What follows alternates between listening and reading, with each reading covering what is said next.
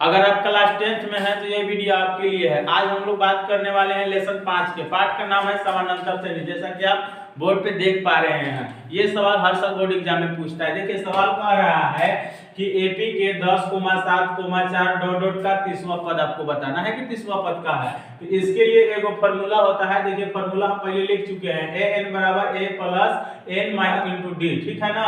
तो अब आपके मन में प्रश्न उठेगा कि a का होता है, फिर an का होता है, फिर आपका मन में सवाल उठेगा कि n का होता है, फिर होता है। तो चलिए हम आपको बताते हैं। a बाबू a होता है प्रथम पद, a यानी कि प्रथम पद, ठीक ना। तो इसमें देखिए प्रथम पद कौन है, 10 है, तो a की जगह पे आपको क्या लिखना होगा, 10।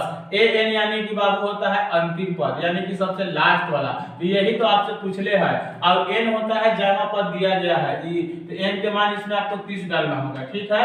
और d यानी कि डिफरेंट देखिए कितना के है, 10 और 7 में कितना का अंतर है, तो -3 के। इसमें देखिएगा तो -3 के। अब -3 कैसे, आपका सवाल उठेगा। तो लास्ट वाला में से फर्स्ट वाला को घटाया जाता है। 7 में से आपको 10 को घटाना है, 4 में से 7 को घटाना है, तो आपको डिफरेंट लिखना होगा -3। तो चलिए अब हम लोग इसको मिटा देते हैं। अब आज डायरेक्ट आते हैं फार्मूला पे। फार्मूला क्या है, तो an बराबर होता है a plus n minus 1 into D. चलिए मान बैठाते हैं। an तो हमको निकालना ही है, तो n लिख लिए।